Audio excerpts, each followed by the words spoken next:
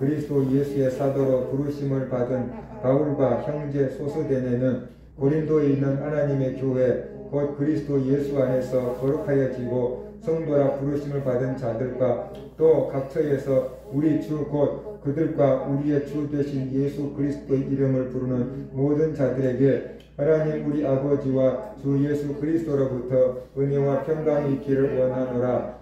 그리스도 예수 안에서 너희에게 주신 하나님의 은혜로 말미암아 내가 너희를 위하여 항상 하나님께 감사하노니 이는 너희가 그 안에서 모든 일 곧 모든 언변과 모든 지식의 풍족함으로 그리스도의 증거가 너희 중에 견고하게 되고 너희가 모든 은사에 부족함이 없이 우리 주 예수 그리스도의 나타나심을 기다리니라.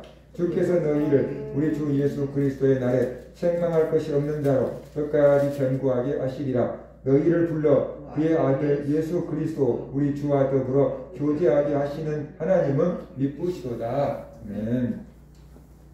오늘부터 고린도 전서를 살펴보려고 합니다. 1절을 보면은 바울은 하나님의 뜻을 따라 그리스도 예수의 사도로 부르심을 입었다 라고 밝히고 있습니다. 사도라는 것, 이것이 바울이 가지고 있는 정체성이었습니다. 나는 그리스도 예수의 사도다 라는 것, 그것이 바울의 정체성이었어요. 그래서 바울은 사도로서 교회를 세웠고 사도로서 고린도 교회의 혼란을 바로잡기 위해서 지금 고린도전서를 기록을 하고 있는 겁니다. 우리들은 바로 어떠한 정체성을 가지고 살아가느냐라는 것이 굉장히 중요하지요. 하나님이 창세 전에 그리스도 예수 안에서 우리를 택하셨다라고 성경은 말씀을 합니다. 그래서 우리가 예수 그리스도를 믿고 하나님의 자녀가 되었고 성도가 되었습니다. 그래서 우리는 하나님의 자녀다, 성도다 라고 하는 정체성을 가지고 살아가야만 된다는 것이, 우리는 하나님의 자녀이기 때문에 하나님을 믿어야 되는 거고 우리는 하나님의 성도이기 때문에 하나님께 예배하고 경배하며 살아가는 것, 바로 그것이 성도들의 정체성에 합당한 거다 그런 것을 우리가 알아야 됩니다. 2절과 3절을 보면 바울은 고린도 교회 성도들과 그리스도의 이름을 부르는 모든 성도들에게 평안을 빌었습니다. 그러니까 고린도 교회에 자기가 알고 있는 성도들 뿐만 아니라 주 예수 그리스도를, 같은 예수 그리스도를 믿고 있는 모든 성도들에게 평안을 빌고 있는 겁니다. 교회의 공동체성이죠. 내가 알고 있는 이 지역교회 하나만이 아니고 같은 예수를 믿고 있는 모든 사람들을 향해서 평안을 빌고 있고 형제 자매 하나님의 자녀다라고 하는 그런 공동체 의식을 갖고 있는 거죠.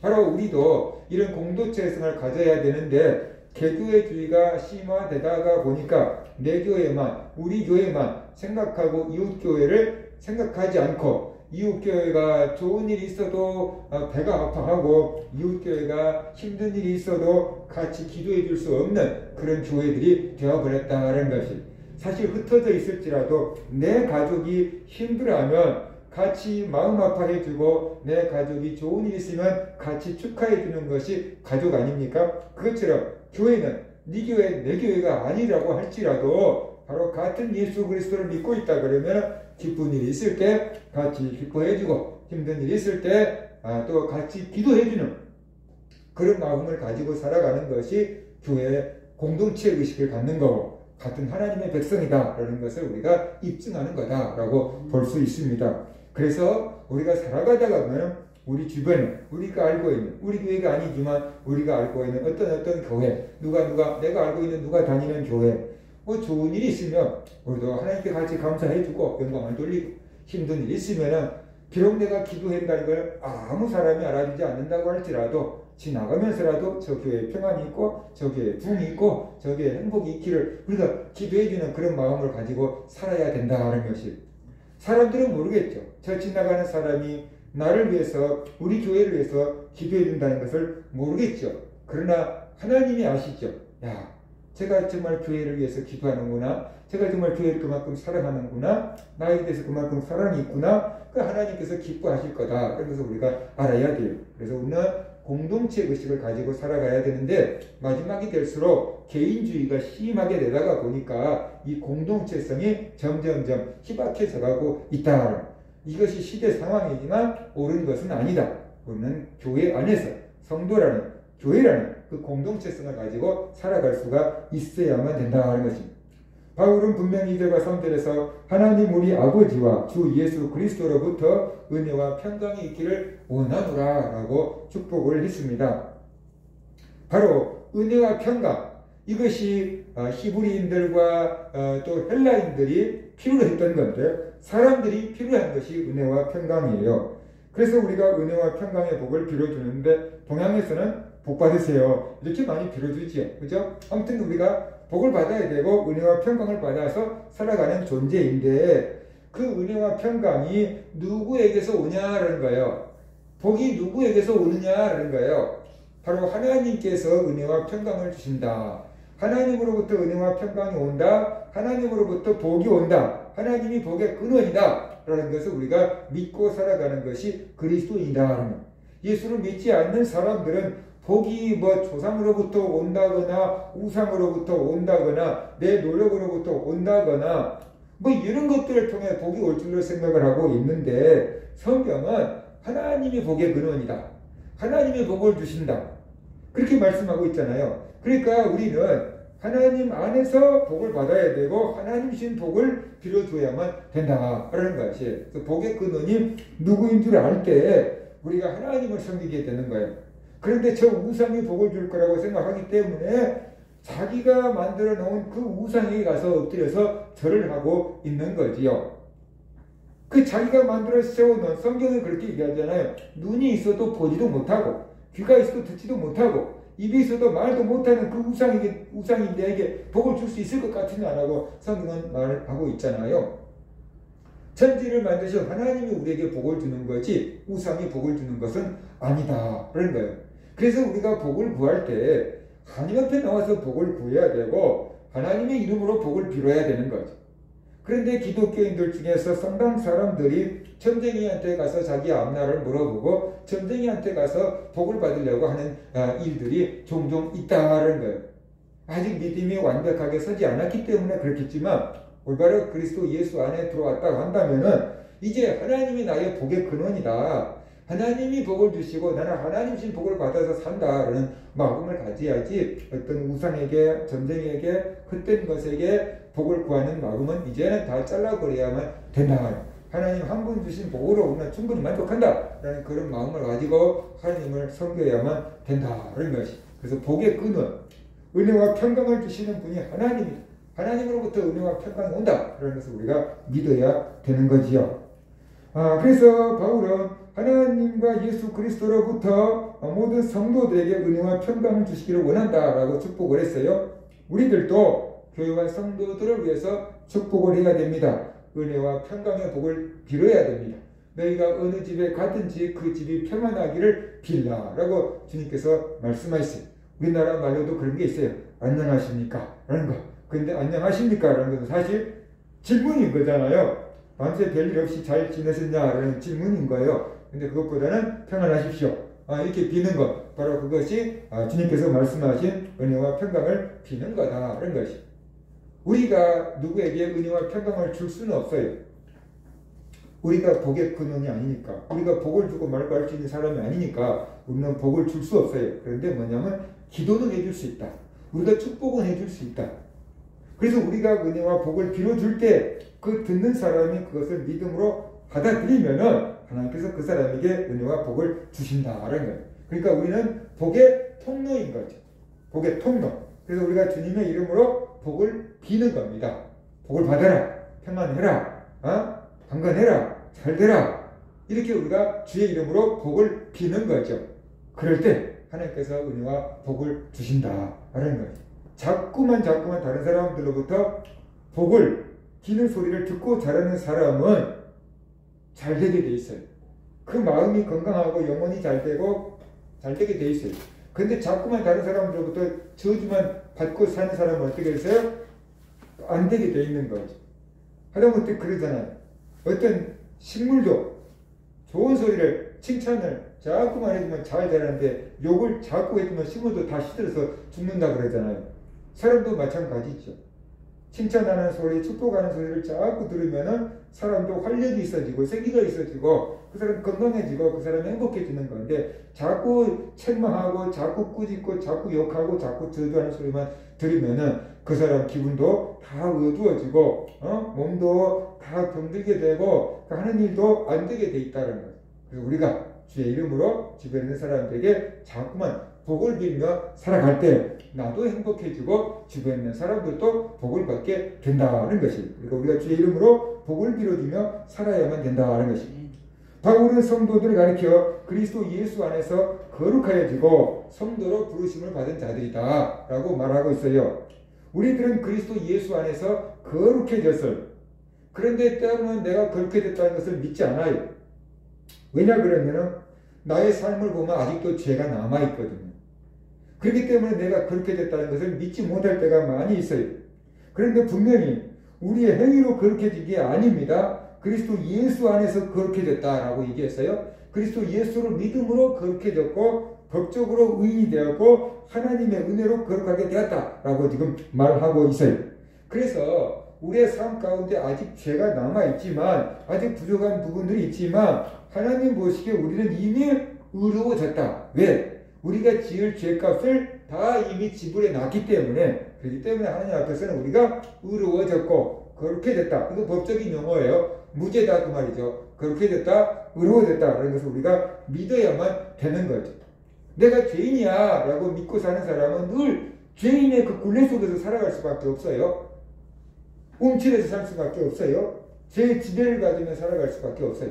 그런데 내가 의인이 되었다, 내가 거룩하게 되었다, 내가 자유인이 되었다 라는 것을 믿고 산다 그러면 그 사람은 죄의 속박에서 벗어날 수 있고 자유를 누리며 살아갈 수 있고 믿음으로 승리하며 살아갈 수 있는 사람이 된다는 거죠. 그래서 내가 내 삶이 조금 부족함이 있을지라도 내 삶에 아직 죄가 남아있을지라도 나는 예수 그리스도를 믿음으로 의로워졌다. 하나님 안에서 내가 법적으로 의인이 되었다. 더 이상 누가 나를 정죄할 수 없다. 라는 그런 믿음을 가지고 우리가 살아갈 수가 있어야만 된다는 거예요. 하나님이 네 죄를 다 용서해 줬어. 너는 이제 무죄야 라고 하는데도 내가 자꾸 죄인입니다. 자꾸 죄인입니다. 이렇게 살고 있다 그런 것은 그 믿음이 없는 것이고 하나님을 신뢰하지 못하는 불신앙이다. 그러면서 우리가 알아야 돼. 그래서 내가 예수 그리스도 안에서 의로워진 사람이다. 내가 예수 그리스도 안에서 거룩해진 사람이다. 내가 비록 부족해서 죄를 짓지만 하나님 앞에서 나는 이제 모든 죄를 용서받은 사람이다 라는 그런 자유와 기쁨과 감격을 가지고 살아갈 때 그 신앙이 활력 있는 신앙이 되고 그 삶이 행복한 삶이 될 수 있다. 그러면서 우리가 알아야 되는 거죠. 그래서 우리가 예수 그리스도를 믿음으로 죄인이 변하여 거룩한 성도가 되었어요. 예수 그리스도를 믿을 때 죄인이 변해서 거룩한 성도가 되어버릴 거예요. 이것을 우리가 믿어야만 된다는 거예요. 나의 행위를 보지 말고 나를 의롭다고 하신 하나님의 약속을 믿으라 라는 것이 그것이 주님께서 우리에게 말씀하신 거다라는 것이.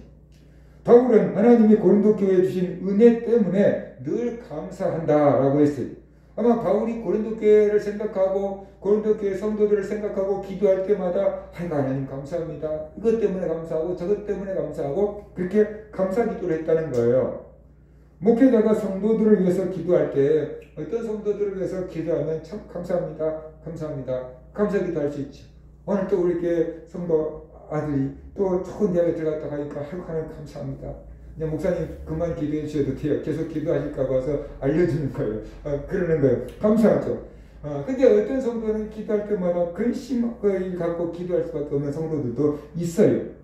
그래서 우리는 목회자의 근심거리가 되지 말고 목회자가 또 나를 생각할 때 늘 기뻐하고 기도하고 감사할 수 있는 그런 성도가 된다 그러면은 그 사람이 신앙생활을 잘하고 있는 거다라고 볼 수가 있겠습니다. 바울이 고린도 교회 성도들을 생각할 때 항상 하나님께 감사했다고 했는데 그 이유가 무엇일까요? 바울은 분명히 본문에서 말하고 있습니다. 고린도 교회 성도들은 그리스도 예수 안에서 언변과 지식이 풍족했기 때문이다 라고 말하고 있어요. 복음을 다 알고 있었고 복음을 교훈할 수 있을 만큼 지식이 충분했고 언변이 충분했다. 그래서 누가 뭐라고 해도 그들이 복음을 지킬 수 있기 때문에 바울은 감사했다. 제가 인천에 전도사로 있을 때 학생들을 데리고 어디 수련회를 갔다 왔어요. 근데 지하철에서 그 복음을 전하는 사람들이 있었어요. 우리 일부는 앉아 있었고 일부는 서 있었고 학생들은 서 있었고 저는 앉아 있었어요. 그런데 지하철에 복음을 전한 사람들이 와서 복음을 전했어요. 그냥 갔으면 했는데 우리 교회 학생을 붙잡고 복음을 전했어요. 그랬더니 예수를 믿는다고 교회를 다닌다라고 얘기하니까 그냥 넘어간 게 아니고 구원의 확신이 있으세요? 라고 물어보더라고요. 이제 구원의 확신이 없다고 하면 이제 또 더 이제 깊이 복음을 전할 거였겠죠. 그래서 제가 어떻게 대답하는가 보자라고 이렇게 있었더니 네, 구원의 확신이 있어요. 라고 이렇게 대답을 하는 거예요. 그러니까 그쪽에서 그러시냐고 그렇고 하고 이제 지나가더라고요. 그 학생을 보면서 야, 내가 볼 때 저 학생이 그 구원의 확신이 있을까? 이렇게 생각하고 있었는데 그 학생이 당당하게 구원의 확신이 있다라고 대답을 하는 거예요. 예수를 믿으니까 나는 구원의 확신이 있다라고 이렇게 대답을 하는 거예요.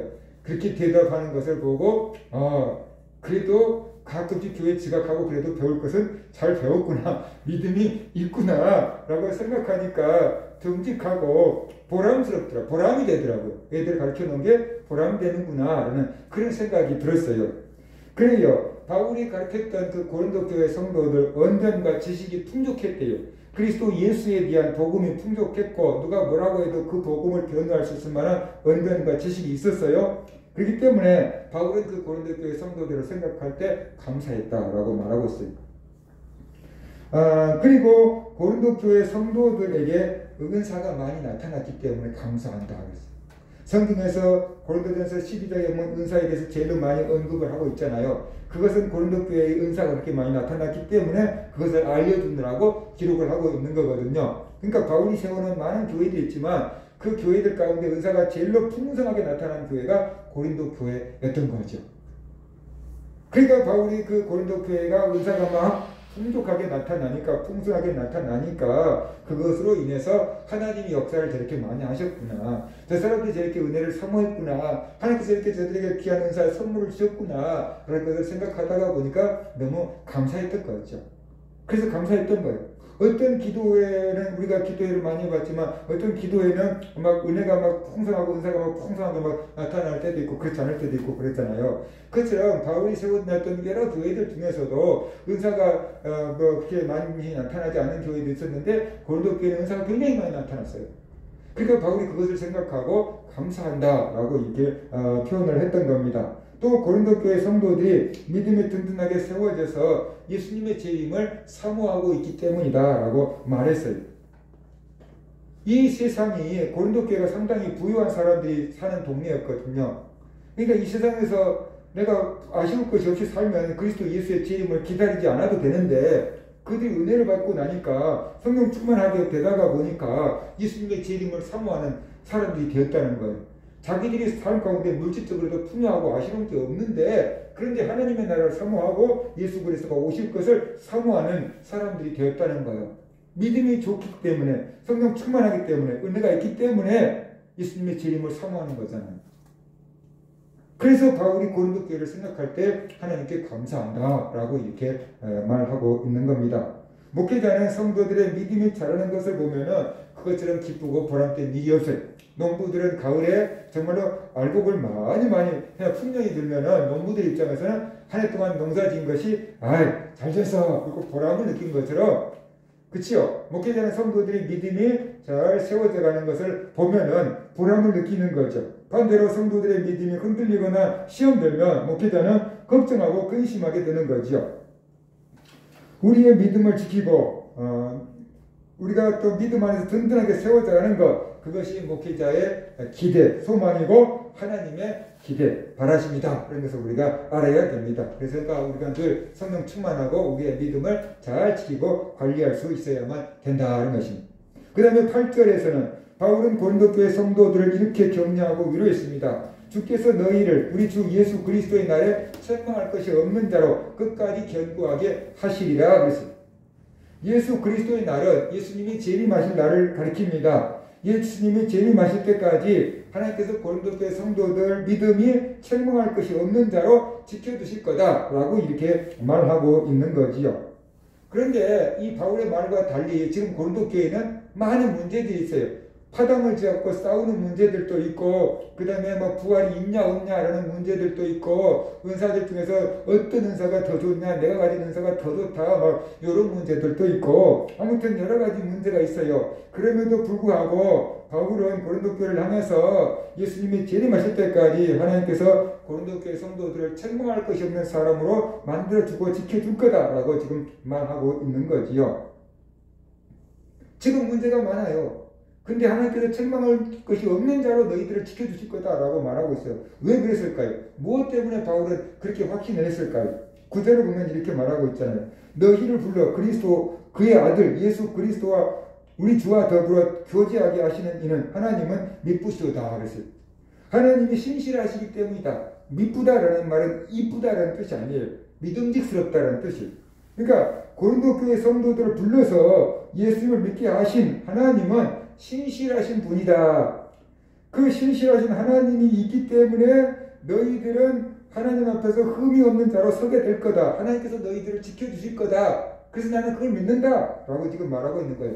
고린도 교회 성도들을 믿는 게 아니고 신실하신 하나님을 믿기 때문에 하나님께서 마지막 때까지 너희들을 흠이 없는 사람으로 지켜주고 보존해 줄 것을 나는 믿는다 라고 지금 말하고 있는 거예요.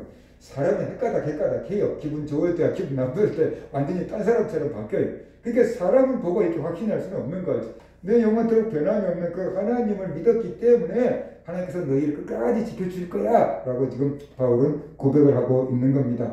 로마서 11장 29절에 보면 하나님의 은사와 부르심에는 후회하심이 없느니라 라고 이렇게 말씀을 했습니다. 하나님은 신실하십니다. 하나님께서 택하신 사람은 반드시 지켜주시고 하나님께서 하신 약속은 반드시 지켜주십니다. 그러니까 하나님은 고린도 교회 성도들을 끝까지 지켜주실 거다라고 바울은 확신했던 거죠. 우리가 믿고 있는 하나님은 신실하신 하나님, 한 번 하신 약속을 끝까지 지키시는 하나님이에요. 그래서 마태복음 5장 18절에 보면은 진실로 너에게 이르노니 천지가 없어지기 전에는 율법의 1.1획도 결코 없어지지 아니하고 다 이루리라. 하나님이 말씀하신 것은 반드시 다 이루어질 거다라고 약속하고 있는 거죠. 하나님의 약속은 반드시 이루어집니다. 그렇기 때문에 우리는 하나님의 약속을 믿어야 되고 믿을 수가 있는 거죠. 하나님이 우리를 택하시고 하나님이 우리를 부르셨습니다.